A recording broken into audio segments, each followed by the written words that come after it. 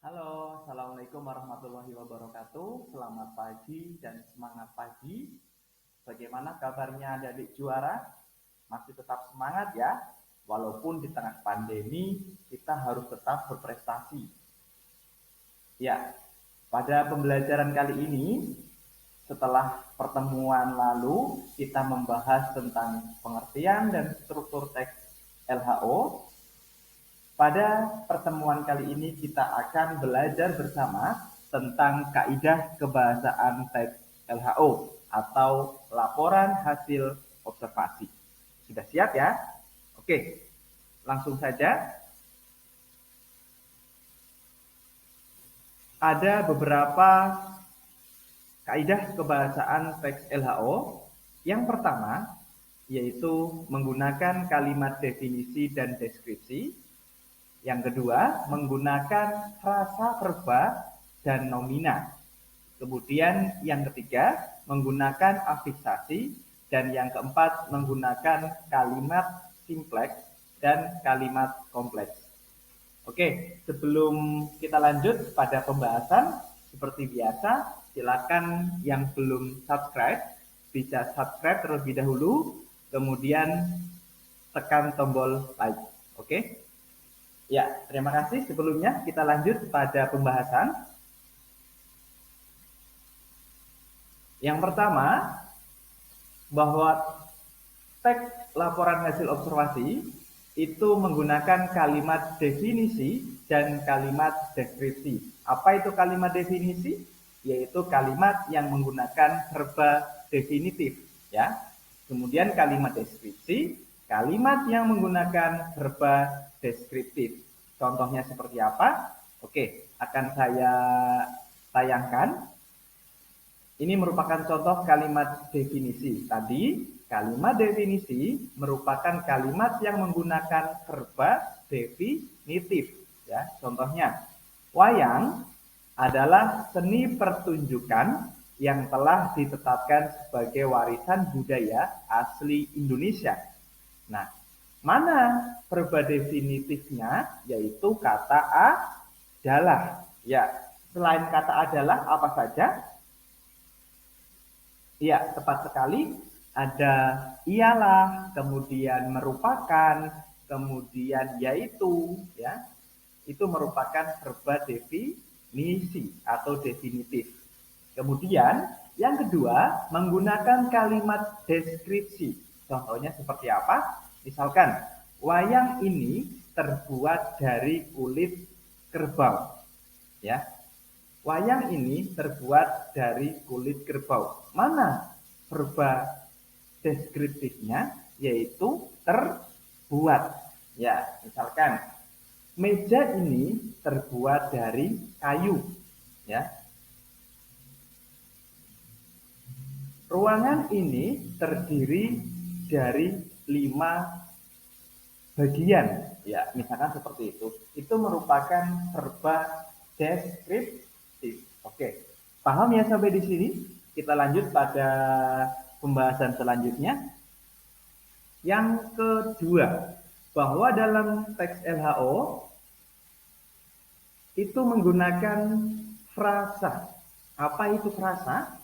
Frasa merupakan gabungan dua kata atau lebih yang tidak melebihi batas fungsi dalam kalimat. Ya, mungkin di SMP ya, adik-adik pernah mengetahui frasa ya.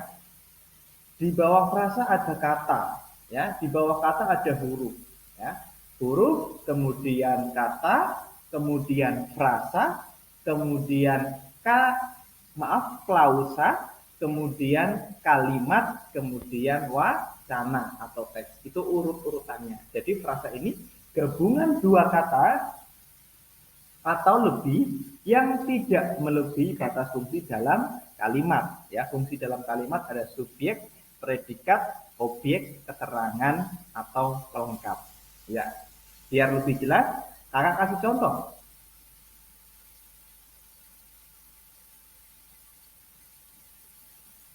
Frasa, verba, dan nomina. Contohnya, ya.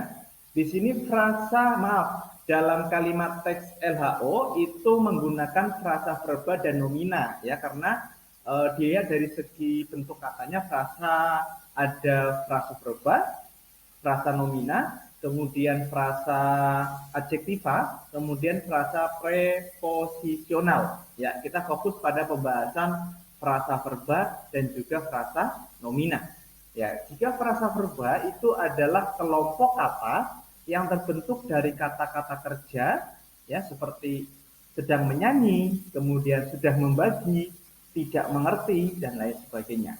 Sedangkan frasa nomina, ya, frasa nomina adalah kelompok kata yang terbentuk dari kata-kata benda, seperti misalkan para siswa, kemudian guru olahraga, wayang kulit, ya, di sini para wali songo, wayang yang menggunakan bahan kayu, ya, itu merupakan frasa nomina, ya. Sekali lagi, frasa verba dibentuk dari kata-kata kerja, kemudian frasa nomina terbentuk dari kata benda atau nomina.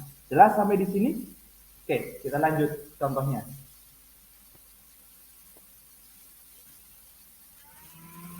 Ya, ini contohnya ada semua. Film animasi banyak digunakan sebagai media informasi. Itu kalimatnya ya.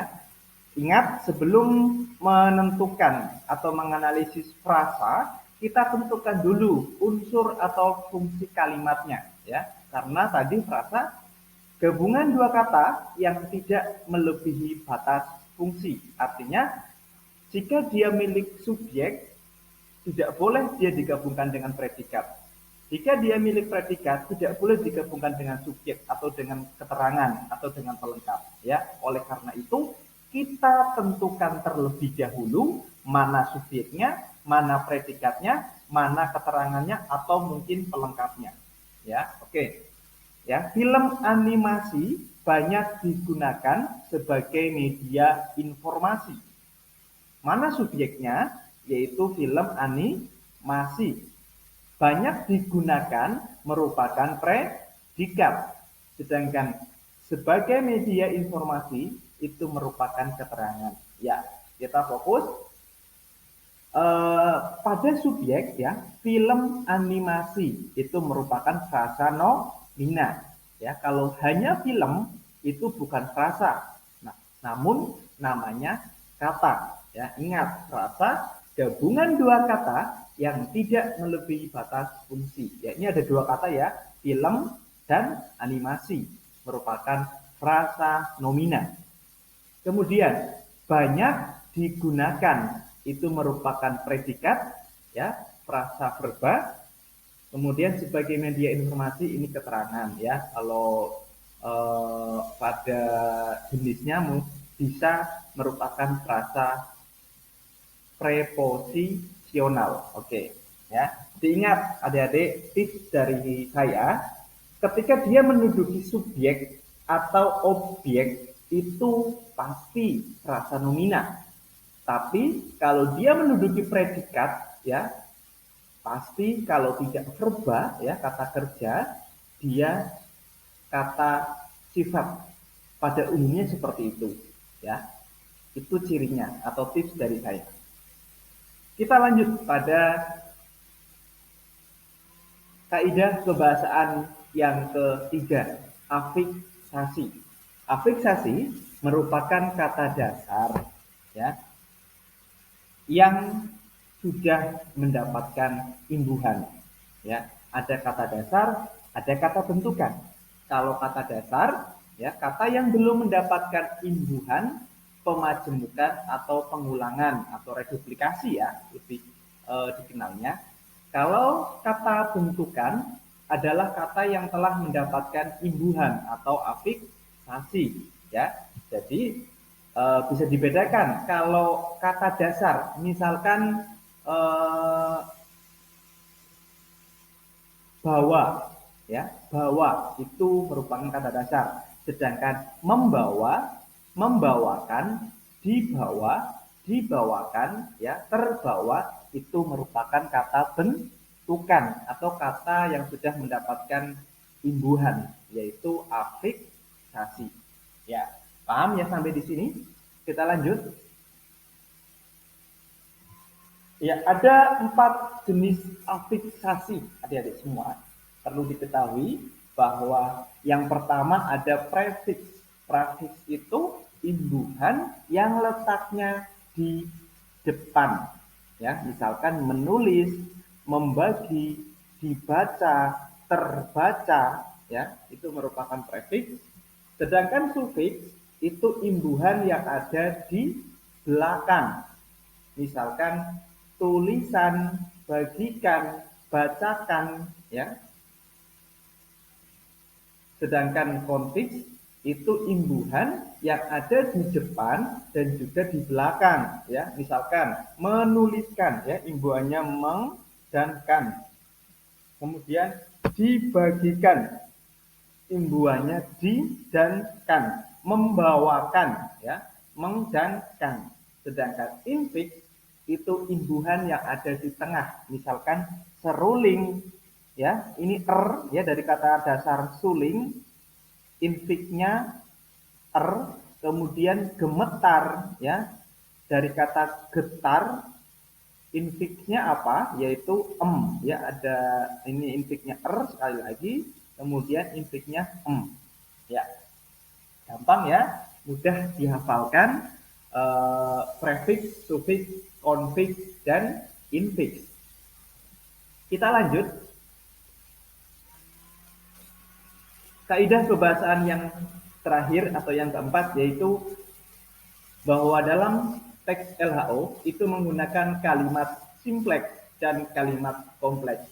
Ya, mudahnya, ya, kalimat simpleks itu merupakan kalimat tunggal. Sedangkan kalimat kompleks merupakan kalimat majemuk. Ya, sekali lagi, kalimat simpleks merupakan kalimat tunggal, sedangkan kalimat kompleks merupakan kalimat majemuk. Tunggal artinya satu, majemuk artinya lebih dari satu. Contohnya seperti apa? Ya, ini dia. Contoh yang pertama, siswa menonton film animasi, ya. Ini merupakan kalimat simpleks, adik-adik. Kenapa? Karena hanya terdiri dari satu kalimat, ya. Siswa subjek menonton predikat film animasi objek. Nah, contoh yang kedua, siswa menonton film animasi dan diminta membuat sinopsis film. Itu baru kalimat kompleks atau kalimat majemuk.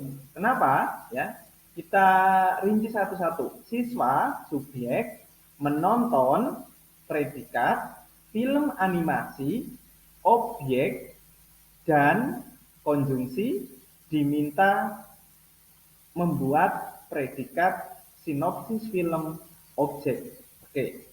Apa yang membedakan antara kalimat simpleks dan kalimat kompleks? Mudahnya, ya, mudahnya bahwa kalimat kompleks itu terdapat sebuah konjungsi atau kata penghubung, ya. Selain dan ada apa saja konjungsi itu? Ya, tepat sekali, ada atau, kemudian sedangkan, kemudian tetapi, namun, apalagi ada agar, supaya, ya, kemudian, sebelum, setelah, dan lain sebagainya. Jadi diingat kembali bahwa kalimat simpleks itu kalimat yang belum ada konjungsinya, sedangkan kalimat kompleks itu merupakan kalimat yang sudah ada konjungsinya. Ya, demikian sedikit pembahasan yang dapat saya sampaikan. Jika ada yang belum jelas, silakan bisa tulis di kolom komentar. Jika sudah jelas, selamat belajar dan mudah-mudahan apa yang sudah saya sampaikan bisa bermanfaat. Jika tidak sekarang, bisa bermanfaat untuk kehidupan adik-adik semua di masa yang akan mendatang. Terima kasih atas perhatiannya. Billahi taufiq wal hidayah. Wassalamualaikum warahmatullahi wabarakatuh. Salam sehat